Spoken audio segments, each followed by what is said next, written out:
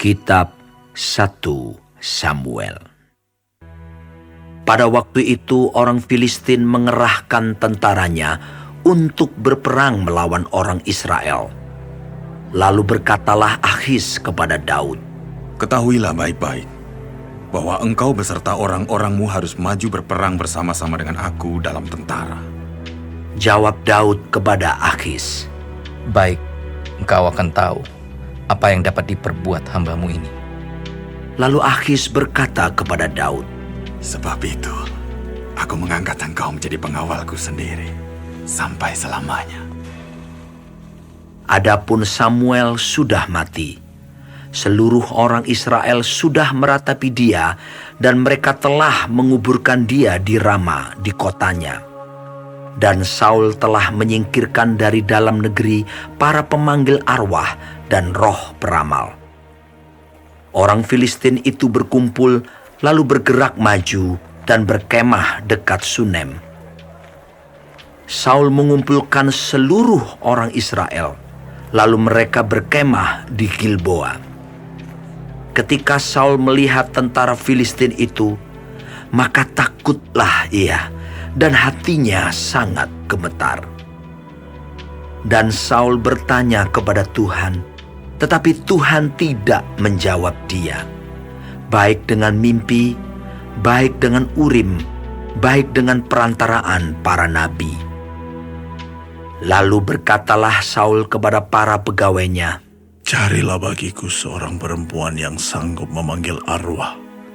Maka aku hendak pergi kepadanya dan meminta petunjuk kepadanya." Para pegawainya menjawab dia. "Di Endor ada seorang perempuan yang sanggup memanggil arwah." Lalu menyamarlah Saul, ia mengenakan pakaian lain, dan pergilah ia dengan 2 orang. Ketika mereka pada waktu malam sampai kepada perempuan itu, berkatalah Saul, "Cobalah engkau menenung bagiku dengan perantaraan arwah, dan panggillah supaya muncul kepadaku orang yang akan kusebut kepadamu." Tetapi perempuan itu menjawabnya, "Tentu engkau mengetahui apa yang diperbuat Saul, bahwa ia telah melenyapkan dari dalam negeri para pemanggil arwah dan roh peramal. Mengapa engkau memasang jera terhadap nyawaku untuk membunuh aku?" Lalu bersumpahlah Saul kepadanya demi Tuhan, katanya, "Demi Tuhan yang hidup, tidak akan ada kesalahan tertimpa kepadamu karena perkara ini." Sesudah itu bertanyalah perempuan itu, "Siapakah yang harus kupanggil supaya muncul kepadamu?" Jawabnya, "Panggillah Samuel supaya muncul kepadaku." ketika perempuan itu melihat Samuel, berteriaklah ia dengan suara nyaring. Lalu perempuan itu berkata kepada Saul demikian, "Mengapa engkau menipu aku? Engkau sendirilah Saul." Maka berbicaralah raja kepadanya. "Janganlah takut. Tetapi apakah yang kau lihat?" Perempuan itu menjawab Saul, "Aku melihat sesuatu yang ilahi muncul dari dalam bumi." Kemudian bertanyalah ia kepada perempuan itu. "Bagaimana rupanya?" Jawabnya, "Ada seorang tua muncul berselubungkan jubah." Maka tahulah Saul bahwa itulah Samuel. Lalu berlututlah ia dengan mukanya sampai ke tanah dan sujud menyembah. Sesudah itu berbicaralah Samuel kepada Saul, "Mengapa engkau mengganggu aku dengan memanggil aku muncul?" Kata Saul, "Aku sangat dalam keadaan terjepit. Orang Filistin berperang melawan aku, dan Allah telah undur daripadaku.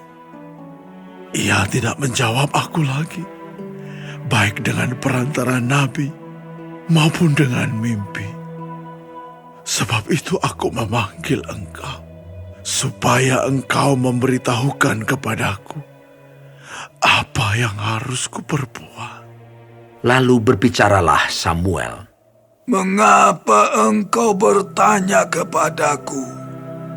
Padahal Tuhan telah undur daripadamu dan telah menjadi musuhmu. Tuhan telah melakukan kepadamu seperti yang difirmankannya dengan perantaranku, yakni Tuhan telah mengoyakkan kerajaan dari tanganmu dan telah memberikannya kepada orang lain, kepada Daud.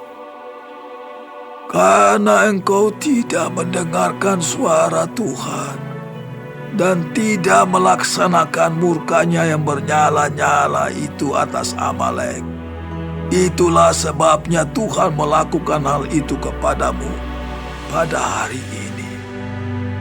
Juga orang Israel bersama-sama dengan engkau akan diserahkan Tuhan ke dalam tangan orang Filistin.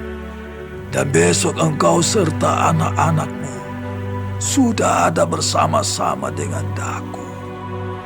Juga tentara Israel akan diserahkan Tuhan ke dalam tangan orang Filistin. Pada saat itu juga rebahlah Saul memanjang ke tanah, sebab ia sangat ketakutan oleh karena perkataan Samuel itu. Juga tidak ada lagi kekuatannya, karena sehari semalam itu ia tidak makan apa-apa. Perempuan itu mendekati Saul lalu melihat bahwa Saul sangat terkejut. Kemudian berkatalah perempuan itu kepadanya, Lihat, budakmu ini telah mendengarkan permintaanmu. Aku telah mempertaruhkan nyawaku dan mendengarkan perkataan yang kau katakan kepadaku. Oleh sebab itu, kiranya engkau pun mendengarkan permintaan budakmu ini. Izinkanlah aku menyajikan kepadamu sepotong roti. Makanlah, supaya ada kekuatanmu apabila engkau berjalan pula. tetapi Saul menolak dan berkata, Aku tidak mau makan. tetapi ketika para pegawainya serta perempuan itu juga mendesak, maka didengarkannyalah permintaan mereka. Lalu bangkitlah ia dari tanah dan duduk di balai-balai. Perempuan itu mempunyai seekor anak lembu tambun di rumahnya, maka segeralah ia menyembelih itu. Ia mengambil tepung, diremasnya, dan dibakarnya menjadi roti yang tidak beragi. Dihidangkannyalah semuanya itu ke depan Saul dan ke depan para pegawainya. Lalu mereka makan. Kemudian bangkitlah mereka dan pergi pada malam itu juga.